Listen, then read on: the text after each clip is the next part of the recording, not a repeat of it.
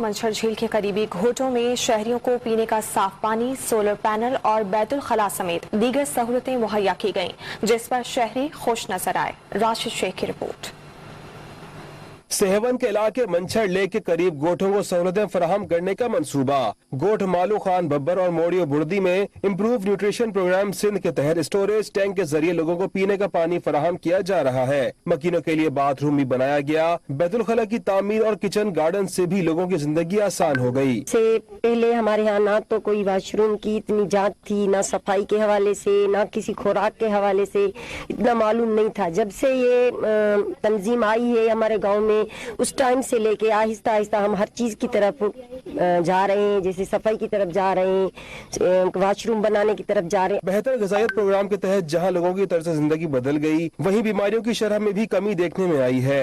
کے لیے ہمارا پروجیکٹ 2018 میں لانچ ہوا تھا EU کی فنڈنگ کے، اور اس کی کولیبریشن RS پن کی تھی۔ ابھی یہ 30 پنس جو ہمارا اس پروجیکٹ میں کام کرنے کا پرپز یہ ہے کہ ہم جو اسٹینڈنگ کا ریشو ہے اس کو کم کرنے کے لیے ہم 2 کمپوننٹ پہ کام کریں، ایک ہے ایگریکلچر، دوسرا ہے واش۔ دیکھا بھی ہوگا ہمارے پورے گاؤں میں صفائی ستھرائی، واش کے حوالے سے اور خوراک کے حوالے سے بہت چینجنگ آ چکی ہے ہماری۔ پہلے بہت بیماریاں ہوتی تھی، اب بیماریاں اتنی نہیں ہوتی جتنی پہلے تھی نا، جیسے ڈائریا ہے، بچوں کو کافی پانی کی وجہ سے ہوتے تھے، اب پانی وہ بوائل کر کے پیتے ہیں۔